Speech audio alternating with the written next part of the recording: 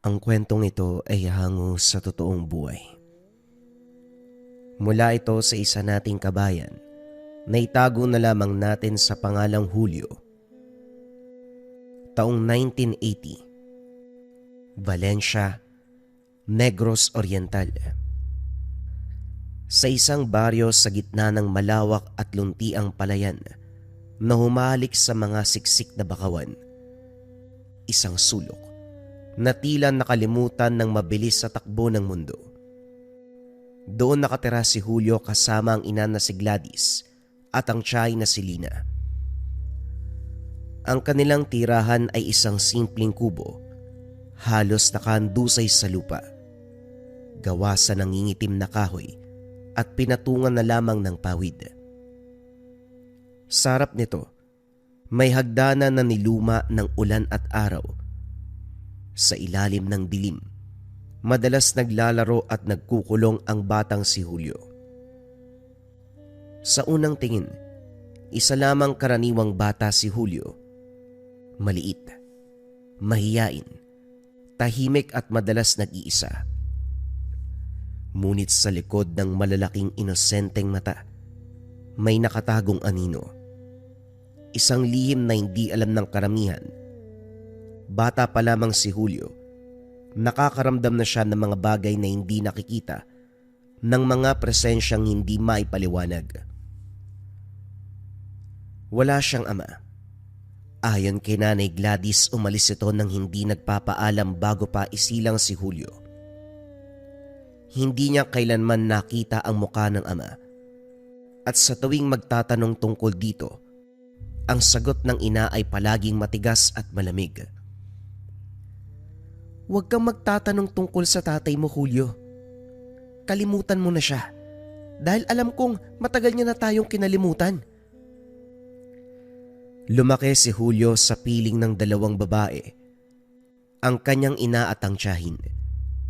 Si Gladys ay isang mananahi sa bayan na ang makina ay madalas marinig hanggang gabi. Habang si Tia Lina naman, nagtatrabaho sa munisipyo bilang clerk. Tahimik at maayos ang kanilang buhay. Walang ingay, walang galaw, hanggang sa napansin ng mga ito ang kakaibang asal ng bata.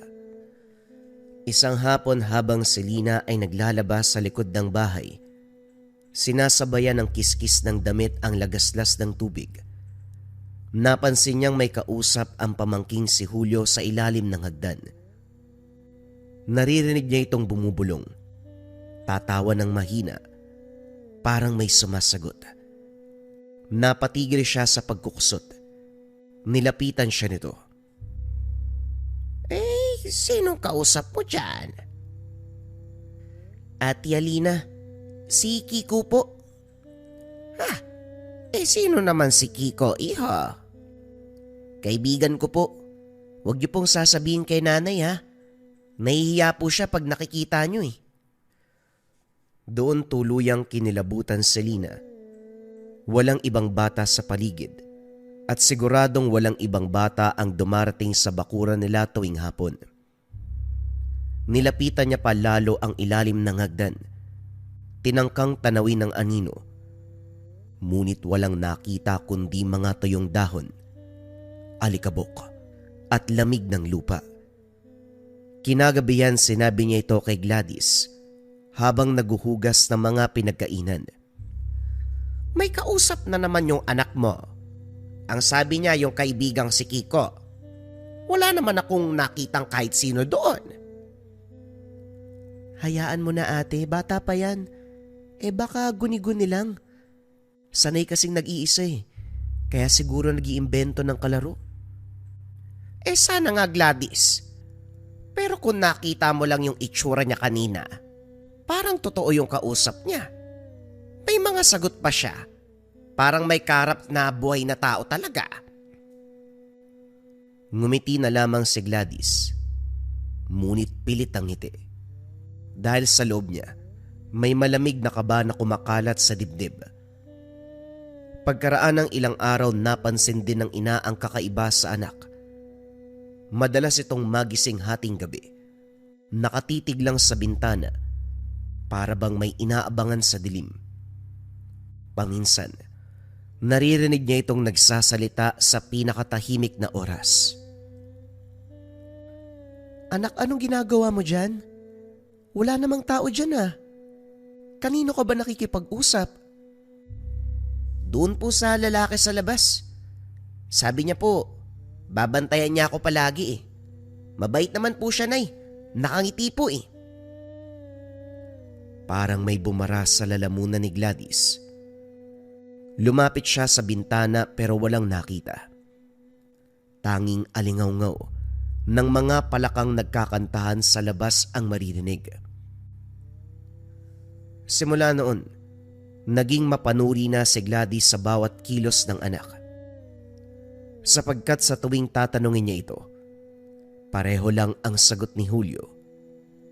"Kaibigan ko lang po. Mabait po siya. Nakabantay sa akin." Mabilis na lumipas ang panahon. Nagsimula nang pumasok si Julio sa paaralan. Nung una ay normal ang lahat. Tahimik lang siya at palagi mag-isa. Pero matalino at masunuring bata si Julio. Hanggang isang araw, napansin ng guro niyang si Sir Baron ang kakaibang kinikilos nito. Sa gitna ng klase, habang nagkakalkula sa pisara ang mga bata, biglang ngumiti si Julio. Kumaway sa bandang bintana. "Julio, sinong kinakausap mo?" Wika ni Sir Baron. "Si Kiko po, sir. Naroon po siya palagi sa may puno." "Kiko, wala namang bata dyan, iho." "Andyan po siya, sir. Nakangiti nga po sa inyo eh." Napatigil ang guro. Paglingon niya, wala kahit sinong nasa labas. Ngunit nang mapansin niyang nanginginig si Julio, pinili niya na wag na lamang pagalitan. Kinabukasan, pinatawag ni Sir Baron si Gladys. Sa silid aklatan sila nag-usap. Ma'am Gladys, may napapansin po ba kayong kakaiba sa anak niyo? Lalo na kapag mag-isa siya." "Bakit po, sir? May kakaiba bang nangyayari?" "Napapansin ko kasi, madalas siyang may kausap kahit walang tao. Minsan, sinasabi niyang may kasama siyang kumakain ng baon niya. Baka, kailangan niyo siyang ipatingin. Mukhang hindi na po normal ang kanyang kinikilos." Umuwi si Gladys ng balisa. Sa pagdaan ng mga araw, lalo pang dumami ang kakaibang kaganapan. Isang beses, nakita niya ang anak na nakaupo sa sahig, nakatalikod sa bintana, nakangiti, habang may hawak na maliit na laruan. Isang kotse na yari sa pininturaang kahoy, laruang hindi naman nila pagmamay-ari. "Oh, saan galing yan, anak?" "Bigay po ni Kiko, para daw hindi ako malungkot." Dito na lubusang kinilabutan si Gladys. Kagad siyang pumunta ng palengke at bumili ng pulang sinulid. Pinasuot sa anak bilang bracelet. Ang sabi ng matandang nagbenta, panlaban daw ito sa masamang espiritu. "Suotin mo, anak, ha? Wag daw wag mong tatanggalin. Kailangan mo yan." Sumunod naman si Julio. Ilang araw lang ay bumalik na sa normal ang lahat. Ngunit minsan sa gabi, maririnig pa rin ni Gladys na may mahinang boses mula sa kwarto ng anak na animoy may kinakausap. Mabagal, may bigat ang paglipas sa mga taon. Hindi na lamang mahiyain si Julio, naging lubusang tahimik. Sa tuwing may bisita o kapitbahay na dumarating, mabilis siyang nagtatago. Madalas, matatagpuan siyang nasa ilalim ng malaking puno ng mangga sa bakuran. Nag-iisa, nakaupo sa ugat, nakatitig sa kung anong tanging siya lamang ang nakakakita. Hanggang sa dumating ang araw, kinausap siya ni Tia Lina. "Julio, bakit hindi ka sumali sa mga pinsan mo? Naroon sila sa kalsada naglalaro ng tumbang preso. Masaya sila oh. Sumama ka iho. Hindi po ako pwedeng lumayo, tiya. Ang sabi ni Kiko, wag daw po akong aalis dito. Bakit naman? Ano ba ang masama kung sasama ka sa ibang tao? Di ba't gusto mong maging normal? Kasi may lalaki masama po dun sa dulo ng kalsada. Hindi niyo po nakikita pero gusto daw akong kunin. Nanlamig si Tia Lina mula ulo hanggang paa. Hindi alam kung ang babalaba ay galing sa guni-guni ni Julio o totoong panganib. Ngunit ang seryosong tingin ng pamangkin, ito ang magpapatunay na hindi siya nagbibiro. Magmula noon hindi niya na hinayaan si Julio na mag-isa sa labas, lalo na kapag nag-uumpisa ng dumilim. Isang gabi na malakas sa tag-ulan, parang galit ang kalangitan. Biglang nagising si Gladys dahil sa ragasan ng hangin sa bubungan at ang sunod-sunod na kalansing ng bintana. Ang ilaw ay kidlat, panandali ang nagpapatingkad sa silid. Nang silipin niya si Julio, bumilis ang tibok ng kanyang puso. Walang laman ang higaan. Tumakbo si Gladys palabas ng kwarto. Halos madapa. Tinawag si Lina. Ate, gising. Wala si Julio sa kwarto niya. Hinalughog ang buong lugar. Sa ilalim ng hagdan nakita nila si Julio. Nakaluhod sa sahig. Hindi man lang natatakot sa ingay ng ulan. Nakatitig sa kawalan at parang may kinakausap sa isang huling pagkakataon. Julio, nakalika nga dito. Anong ginagawa mo dyan? Bumaling si Julio sa ina. Sa liwanag ng kidlat, nakita ni Gladys ang isang kakaibang ngiti sa labi ng anak. Nay, aalis na daw po siya. Sabi niya salamat po kasi lagi ako nakikinig eh. Pero ang sabi niya din, wag daw po mag-alala. Babalik daw po siya. Niyakap ni Gladys ang anak ng mahigpit. Kinabukasan sa kabila ng pag-aalangan ni Lina, dinala ni Gladys si Julio sa simbahan. Pinabasbasa ng anak. Ngunit alam ni Gladys sa sarili na hindi lang basta imahinasyon ng anak ang mga nagaganap. May katotohanan, may humahatak at may nagmamanman sa likod ng mga nakikita ni Julio at sa puso ng isang ina.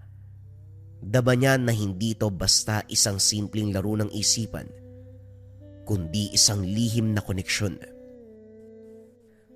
Lumipas ang ilang taon at tumungtong na ng 15 taong gulang si Julio.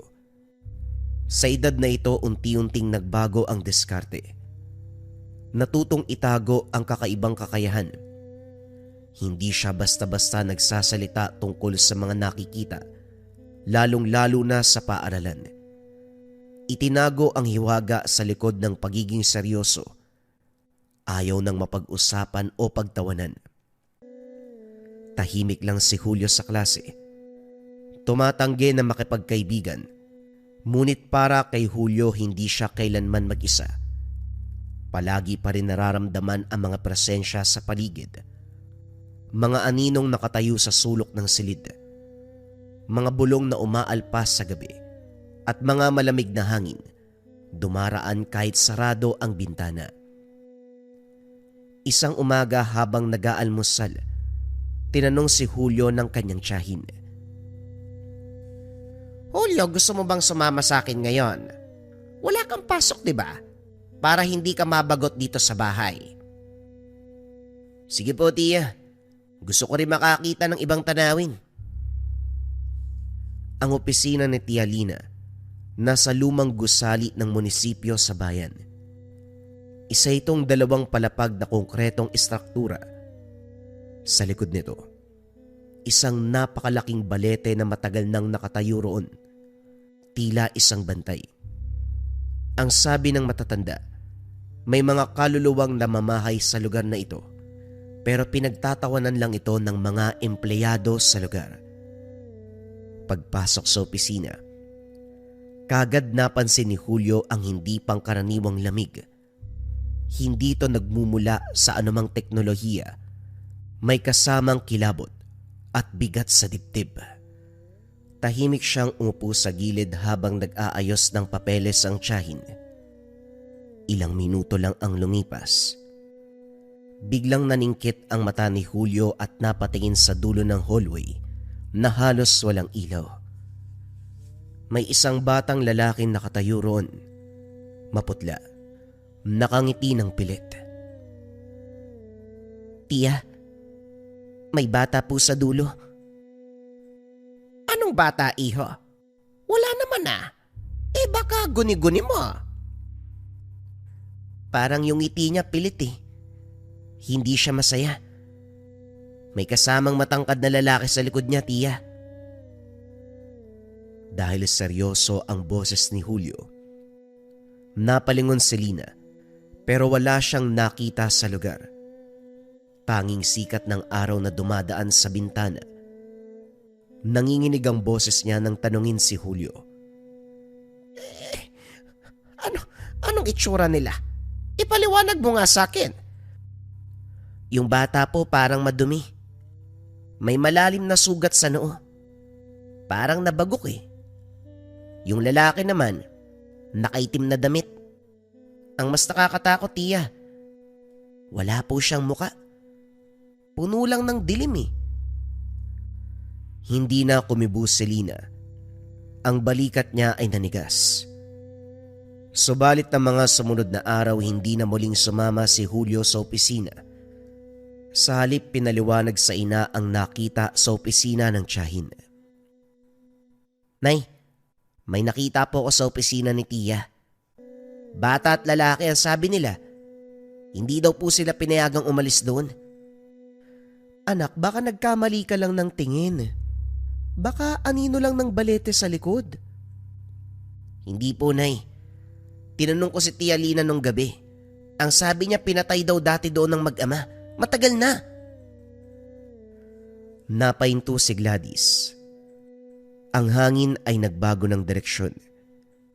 Hindi na siya nagsalita pa. Ngunit ang bigat ng katotohanang binitawan ng anak nagbigay ng matinding takot sa kanila. Dumating ang mga gabi na hindi makatulog si Julio. Sa tuwing ipipikit ang mga mata, nakikita ang mag-ama nakatayo sa tabi ng kanyang kama. Para bang may gustong sabihin. Paminsan pa naririnig niya ang iyak ng bata. Tulungan mo kami. Paano ko naman kayo matutulungan?" Bago pa siya makasagot, naglaho na ang mga ito. Nang sabihin ni Julio sa ina, hindi na nagdalawang isip pa. Kinaumagahan dinala siya ni Gladys at Lina sa bahay ng isang kilalang albularyo sa kabilang lugar, si Casimyon. Ang bahay ni Casimyon ay nasa gitna ng kakauyan, malapit sa ilog. Pagdating ay kagad silang pinapasok sa loob. Pinaupo si Julio sa gitna ng silid habang nag-aayos ng mga gamit ang matanda. "Matagal na kitang naririnig, iho. Ikaw ba si Julio, anak ni Gladys?" "Opo, ako nga yun." "Matagal mo na bang nakikita ang mga yon?" "Simula po nung maliit pa ako eh." "Hindi ka nag-iisa. May dugo kayo ng mga nakakakita. Ang ina mo, may kakayahan din, pero pinili niyang isara ito." Natahimik si Gladys. Hindi niya inasahang mababanggit ito ng albularyo. Totoo, nung bata pa siya, nakakaramdam din ng presensya, pero pinili niyang wag pansinin. "Ang kakayahan mo, Julio, ay hindi sumpa. Regalo ito pero may kapalit. Ang mga nakikita mo ay mabuti, pero meron ding masama. Kaya kailangan mong matutong magtanggol ng iyong sarili." Kinuha ni Casimyon ang isang maliit na dignum, isang kwintas na may ukit at orasyon. Isinabit sa leeg ni Julio. May dasal itong pananggalang. Huwag mong aalisin kahit kailan. Kapag may lumapit na nilalang, huwag kang matatakot. Kaibigan mo ang mabubuti, pero iwasan mo masasama. Tandaan mo, hindi lahat ng patay ay humingi ng tulong. May ilan, naghahanap ng kadamay, naghahanap ng kapalit. Nang gabing iyon, nakauwi sila na may halong takot at pag-asa. Si Julio naman, unti-unti nang nagsisimula na tanggapin ang kakayahan. Isang gabi habang bumubuhos ang ulan na parang walang katapusan, nagising si Julio sa kaluskos at kalabog sa bubong. Akala niya ay pusa lamang. Ngunit nang marahang sumilip sa bintana, napatigil ang hininga. May nakatayo sa labas, isang matandang babae, baluktot at payat. Basang-basa sa ulan, nakatitig ng diretso sa kanya. Ang mga mata nito ay putlang-putla, nawari ay humihingi ng tulong. Napatakbo si Julio sa kwarto ng ina. Nanginginig. "Nay, gising, may tao sa labas." Matandang babae, nakatingin po sa akin eh. Agad silang lumabas. Nagmamadali ngunit walang nakita. Tanging mga patak ng ulan at lagaslas ng tubig sa kanal. Kinabukasan habang nasa tindahan si Gladys, narinig niya ang usap-usapan. Sinabi ng kapitbahay na namatay ang matandang si Aling Marita, ang matandang nagbebenta ng gulay sa palengke. Ang gabi ng pagkamatay ng matanda, kaparehong gabi na nakita siya ni Julio. Doon nagbago ang lahat. Unti-unti nang nakilala si Julio sa kanilang baryo. Hindi na lang bilang batang may guni-guni, kundi bilang isang batang nakakakita. Sa simula ay may pangungutya. May malalim na takot pero hindi nagtagal. Nagbago ang pagtingin. May mga taong lumalapit na rin. Mga magulang na may anak na nilalagnat na hindi maipaliwanag. Mga kapitbahay na binabangungot gabi-gabi. O kaya naman nawalan ng bagay na tanging ang patay lang ang nakakalam. Hindi man alam ni Julio kung paano, ngunit sa bawat paghawak niya sa may mga karamdaman, tila may dumadaloy na init mula sa mga palad. Umaalis ang bigat sa katawan ng pasyente. Madalas na siyang makipag-usap sa mga kaluluwang ligaw, mga bata, matanda, o minsan mga nilalang na walang muka at nakaitim, na tila ba bahagi na ng kadiliman. Hindi lahat mabait, ngunit sa loob ng mga taon, natutunan niyang pagyamanin ang katangian. Alam niya kung alin ang dapat kausapin at kung ano ang dapat iwasan at kung kailan ang kailangang tulungan sa pagtawid. Sa lahat ng presensyang ito, nanatili ang isang tapat na anino. Si Kiko ang unang kaluluwang naging kaibigan niya mula pagkabata. Hindi to umaalis at parang isang tapat na bantay sa likuran ni Julio. Tahimik na nagmamasid sa bawat hakbang niya. Isang hapon, habang nakaupo si Julio sa ilalim ng mangga, kung saan nagsimula ang lahat, tinanong niya ang kaibigan. "Kiko, matagal na tayo magkasama. Bakit hindi ko pa umaakit sa langit? Hindi mo ba gusto doon?" Hindi pa pwede, kaibigan. May inaantay pa ako. Pero kapag natulungan mo silang lahat, baka makita mo ang dapat mong makita. Baka makaalis na rin ako. Ngumiti si Julio. Misteryo ang sagot. Hindi alam ang eksaktong ibig sabihin ni Kiko. Pero kahit na ganun, nararamdaman ni Julio na hindi siya kailanman nag-iisa. Sa huli, Ang kakayahan ni Julio ay hindi lamang tungkol sa pagtulong sa mga nabubuhay, kundi tungkol din sa pagtupad sa isang misyon. Lumipas ang ilang buwan matapos ang pagkikita nila ni Casimyon. Unti-unting nakasanayan ni Julio ang kakaibang mundo. Sa bawat araw, natututo siyang makilala ang mga presensyang dumaraan sa paligid, mga kaluluwang malambing, malulungkot, at kung minsan puno ng galit at pag-iiganti. Ngunit isang gabi, isang hindi pangkaraniwang nilalang ang dumating. Ito ang unang pagkakataon na humiwalay ang takot at pangamba kay Julio. Madaling araw noon, si Julio ay nakahiga. Subalit gising na gising dahil sa nakakamanghang katahimikan at kakaibang lamig ng paligid. Nagbukas ang bintana. Tila may marahang nagbukas.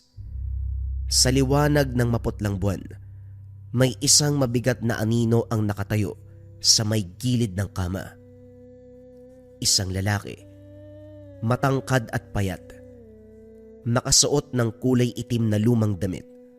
Ang muka ay natatakpan ng usok. "Sino ka? Bakit ka nandito?" Walang sumasagot. Naramdaman ni Julio ang bigat ng presensya nito. Parang nagpapaalam ang kanyang kaluluwa. Ang hangin sa silid, wari huminto. Ang ilang ilaw na kandila sa tabi ay biglang napundi. Hindi mo dapat binuksan ang dana. Naupo si Julio, basang-basa ng lamig. "Anong ibig mong sabihin? Wala naman akong binubuksan ah." Pinayagan mo silang makita ka. Sila na nasa ibang panig. At ngayon, makikita ka na rin ang lahat. Kasama na sila. Pagkasabi nito, naramdaman niyang gumapang ang anino. Mabigat, sobrang lamig, at parang may amoy na nabubulok na kahoy. Pinapato yung dugo. Napasigaw siya sa kauna-unahang pagkakataon. Sigaw ng purong takot. Kagad pumasok sina Gladys at Lina sa kwarto. Nagmamadali at may dalang ilaw.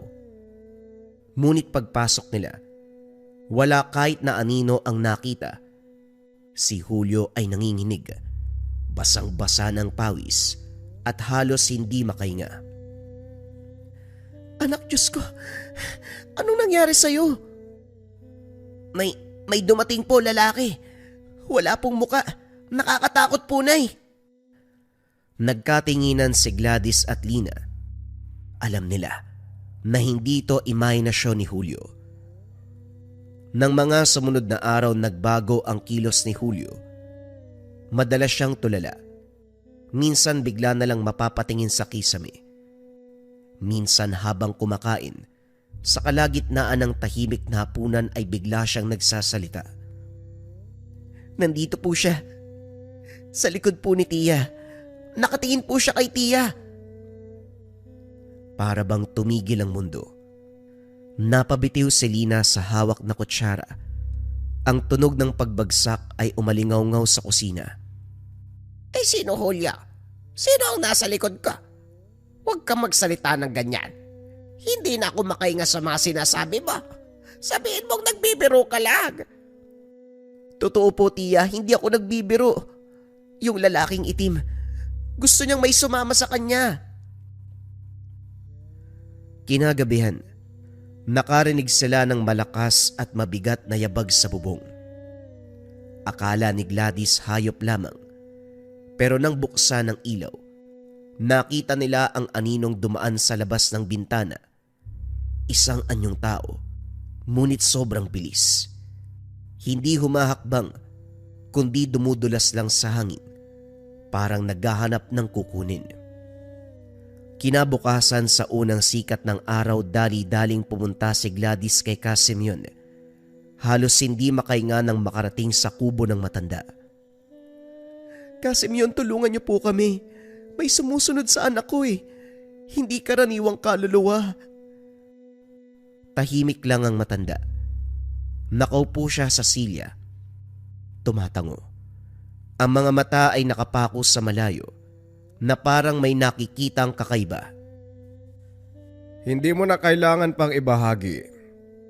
Naiintindihan ko na. Nararamdaman ko siya. Ang ginaw at ang amoy ng dilim na dala niya. Isa siyang nilalang na may matinding kasamaan.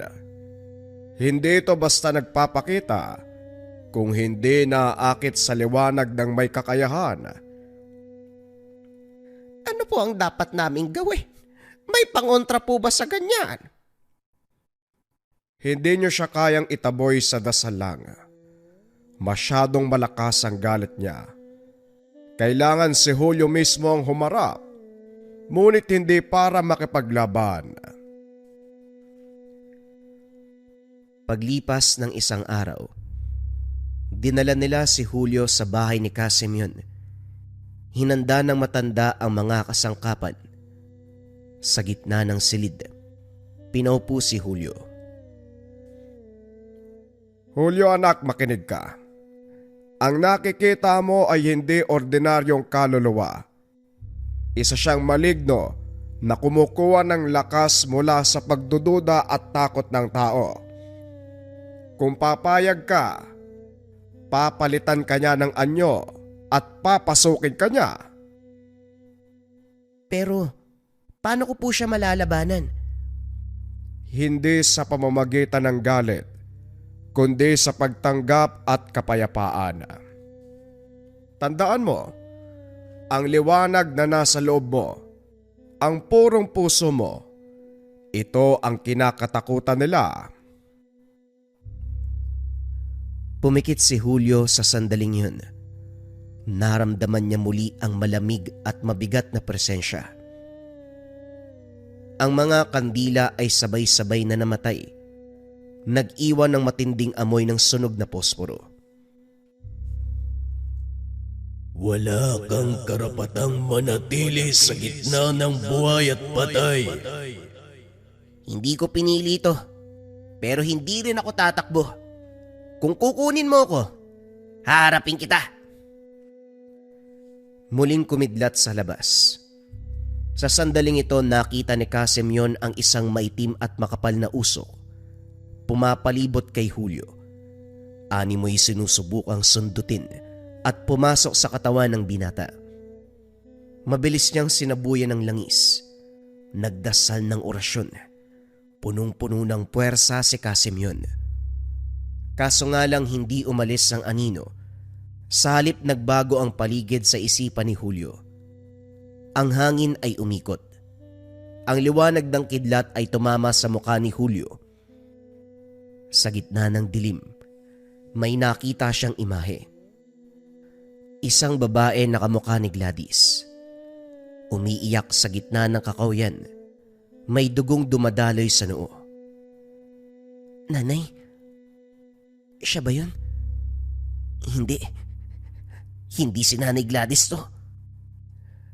Anak, ako ang tunay mong ina. Wala nang iba. Nanginginig si Julio. Nakita niya ang babae sa loob ng isipan. May hawak na sanggol. Umiiyak. May lalaking nakaitim na kumukuha sa kanila. Pareho ng lalaking nakita niya sa munisipyo. Hindi ito guni-guni. Wala siyang kinalaman sa babaeng nakita mo. Julio, pinapakita ng nilalang ang pinagmula ng dugo mo. Ang dahilan ng iyong liwanag at ang lalaking itim na nakita mo ay ang iyong ama. Hindi siya karaniwang tao, kundi isang albularyo na nasiraan ng loob. Isang taong ginamit ang kakayahan sa masama. Kaya ikaw, Julio, may dugong tagakita at tagapagpatawid, pero may lamat. Natahimik ang lahat.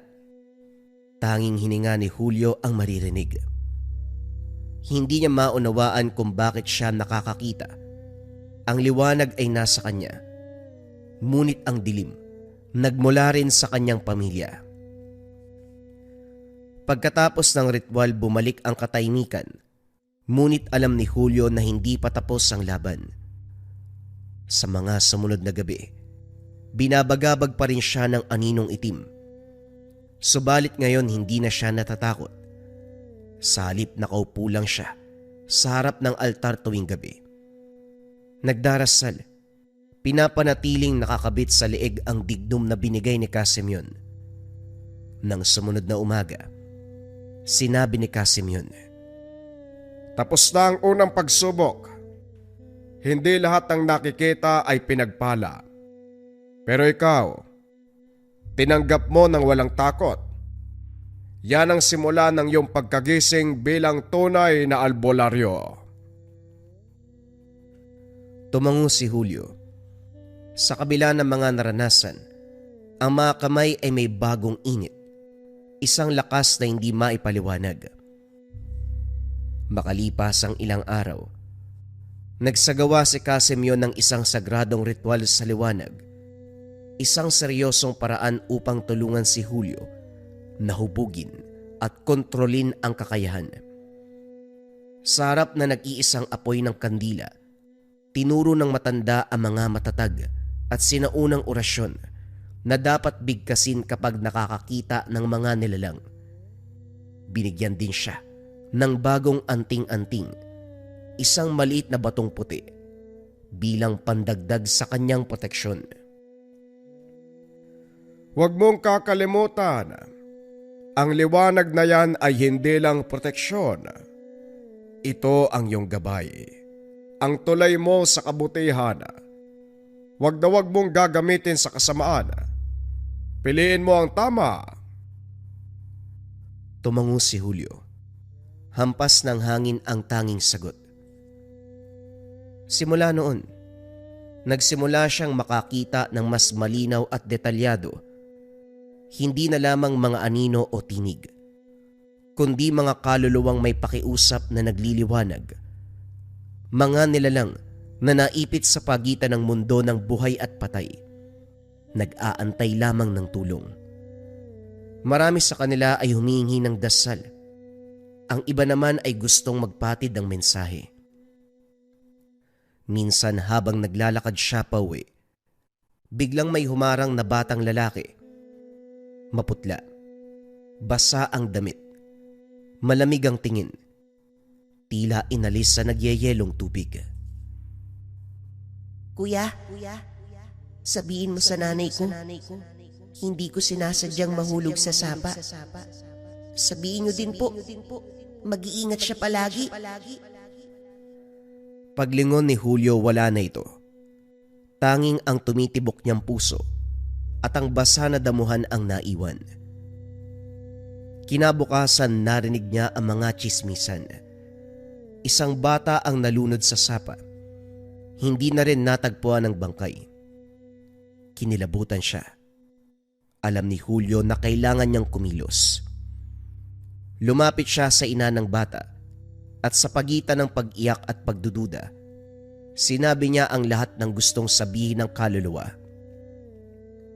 Makalipas ang isang araw, natagpuan ang bangkay ng bata, eksaktong lugar na itinuro ni Julio.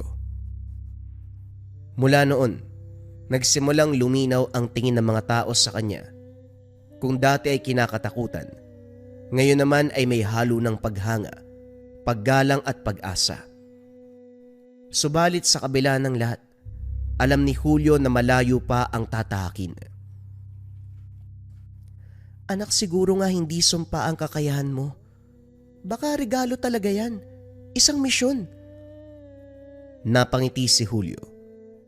Tumingin sa kalangitan na may bagong tiwala sa sarili. Oo nga, Hunay. Pero minsan nakakatakot din po. Pero sa lahat ng mga nangyari, marami po ako natutunan. Palagi mo lang tatandaan, regalo yan, anak. Madalas may kasamang takot at sakripisyo. Pero kung ginagamit mo para sa kabutihan, hindi ka kailanman maliligaw.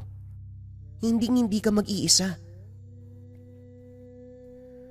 Lumipas ang mga buwan matapos ang insidenteng iyon. Unti-unting natutunan ni Julio na tanggapin, kontrolin ang kakayahan. Sa tulong ni Casimyon, naunawaan ang mga lihim na orasyon, panalangin, ritual, kahulugan ng mga pangitain na kanyang nasasagap. Hindi na siya basta nakakakita lamang, marunong na siyang makinig, marunong magbigay ng solusyon.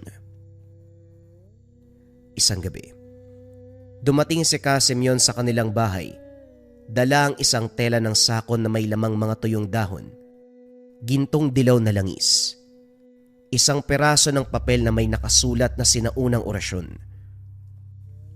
Julio, panahon na para ganap mong subukin ang sarili mo. May isang pamilya sa kabilang baryo na nangangailangan ng tulong natin. Ayon sa mga kapitbahay nila, ilang gabi silang ginugulo ng nilalang. Isang ligaw na kaluluwa na naghahanap ng kasama. Wala nang gustong lumapit doon. Alam kong kaya mong harapin ito. Napatingin si Julio kay Gladys, na kagad namang nanigas ang katawan sa takot. Casimyon, baka delikado para sa anak ko. Hindi pa siya sanay sa... Hindi pa natapos ang pagsasalita ni Gladys, sumabat na si Casimyon. Gladys, ang ganitong kakayahan kapag hindi ginamit, unti-unting lumalabo at pinapasok ng takot. At kapag lumobo, humihina ang kaluluwa. Hayaan mong gawin niya ito, hindi bilang pagsubok, kundi bilang pagtanggap ng kanyang tadhana. Huminga ng malalim si Julio. Hinarap ang takot at tumango. Sasamahan ko po kayo, Casimyon. Kailangan kong gawin to, Nay. Huwag po kayo mag-alala. Madilim at tahimik ang daan patungo sa kabilang baryo. Tanging liwanag ng maliit na gasera at sinag ng buwan ang tanglaw. Habang naglalakad, naririnig nila ang tahol ng mga aso sa malayo. Casimyon, ano pong nilalang yung nanggugulo dun? Nararamdaman ko yung bigat ng lugar eh. Ang sabi ng mga residente, may multo daw na lumilitaw kapag gabi. Pero hindi lahat ng multo ay halimaw. Ang iba ay kaluluwa na hindi matahimik na naghahanap ng huling pagkakataon. Pagdating sa bahay ng pamilyang tumawag, nakita nila ang isang batang babae ang nakaiga. Maputla at nangihina. Nasa gilid ang ina. Umiiyak at halos hindi na makakibo. Casimyon, tulungan niyo ho kami. Laging ginugulo ng kakaibang nilalang ang anak ko. Tuwing gabi nanginginig siya. Nagigising na parang may kausya. Parang inaakit ho siya. Lumapit si Julio sa bata. Nang hawakan ang kamay nito, biglang sumakit ang kanyang ulo. Kumalat ang ginaw sa mga braso. Parang may dumaan na hangin sa loob ng bahay. Malamig. Mabigat. May dalang malungkot na boses. Hindi ko sinasadya. Kinikinawa ko. Mag-isa ako. Napaigtad si Julio. Tumayo siya at napatingin sa pinakamadilim na sulok ng bahay kung saan may anino na gumagalaw. Wari ba ay nagtatago? Casimyon, nandito po siya sa may sulok. Kalma Julio, huwag ka matakot. Gamitin mo ang liwanag. Tandaan mo ang tinuro ko. Huwag mo siyang tatakbuhan. Kinuha ni Julio ang pulang tela na may dignum. Itinaas. Marahang binigkas ang orasyon sa wikang Latin. May otoridad na hindi karaniwan sa isang binata. Malamig na hangin ang naganap. Unti-unting humina, tila sinasakal. Lumitaw sa dilim ang hugis ng babae. Maputla. Nakayuko at nanginginig sa kalungkutan. Hindi ko sinasadya. Namatay ako mag-isa sa lamig. Akala ko, anak ko yung tinatawag ko. Gusto ko nang yakap at nang makakasama. Lumapit si Julio. Nanginginig ngunit matatag.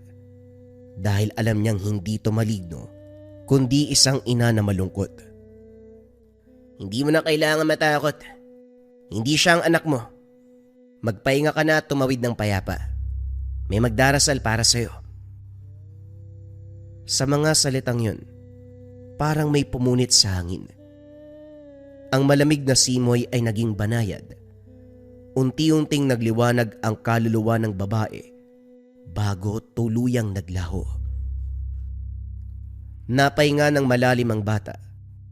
Nang idilat nito ang mga mata, malinaw at maaliwalas na muli ang kanyang tingin na para bang walang nangyari. Casimyon, tapos na po. Ngumiti ang matanda, punong-puno ng pagmamalaki. Oo. At simula ngayon, hindi ka na lang basta nakakakita, Julio. Isa ka ng tagapamagitan. Isang tulay sa pagitan ng dalawang mundo. Kinabukasan kumalat sa baryo ang balita. Ang batang nilalapitan ng multo. Gumaling na parang walang nangyari. Ang albularyo't at ang batang alagad ay nagtagumpay. Ngunit ilang linggo ang lumipas, dinapuan ng matinding karamdaman si Casimyon. Dinalaw ni Julio araw-araw, dinadalhan ng tubig at prutas. Pero alam ni Julio sa kanyang sarili, malapit na ang hangganan ng matanda. Isang hapon habang mahina na ang sikat ng araw, tinawag siya ni Casimyon sa tabi ng banig. Julio, ang kakayahan ay hindi para ipagyabang o magpakita ng galing. Ito ay responsibilidad. Palagi mong tatandaan yan. Ang mga espiritu ay marunong magparamdama sa mga may mabigat na puso. Ang tungkulin mo ay pakinggan sila ng buong puso at hindi husgahan. Casimyon, sino magtuturo at gagabay sa akin kapag nawala ka na? Ngumiti ang matanda. Mahina ngunit payapa ang mga mata. Hindi naman ako mawawala. Sa bawat usok ng insenso mo, sa bawat pagdarasal sa gabi ay naroon ako. Ako ang proteksyon sa kabilang panig. Kapag may nilalang na hindi ka kayang patahimikin, tawagin mo lang ako. Sasagutin kita. Ilang araw ang nakalipas sa payapang paraan. Pumanaw si Casimyon. Nang ililibing dumalo ang halos buong baryo. Sa gitna ng libing habang nakayuko si Julio sa harap ng nicho na gawa sa bato. Naramdaman niya ang malamig, ngunit banayad na dampi ng hangin na tila bulong ni Casimyon. Huwag kang mag-alala. Nasa iyo ang liwanag. Magmula noon, si Julio na ang luminga, kumalinga sa mga may karamdaman. Sa umpisa, mga simpleng sakit lamang, lagnat, pilay o sakit ng tiyan. Ngunit habang lumilipas ang panahon, dumarami ang lumalapit sa kanya.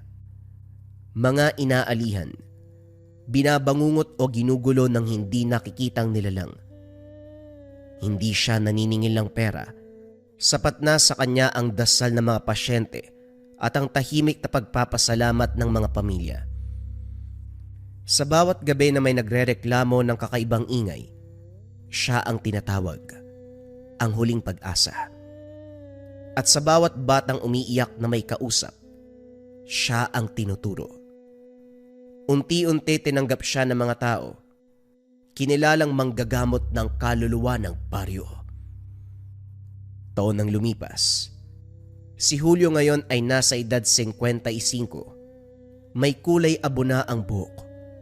Ngunit matalas pa rin ang tingin. Isang kilalang albularyo hindi lamang sa kanilang baryo, kundi maging sa karatig lugar. May dumadayo pa sa ibang bayan upang magpatingin sa kanya. At sa bawat gabi, kapag ang baryo ay muling tahimik, maririnig ang mahinang pagbigkas ng isang dasal mula sa isang matandang manggagamot na minsang batang takot. Ngunit ngayon, naging liwanag ng mga tao, naging tagapamagitan, naging tagapagligtas. Ito ang kwento ni Julio kasama ng kanyang maestro na si Casimion.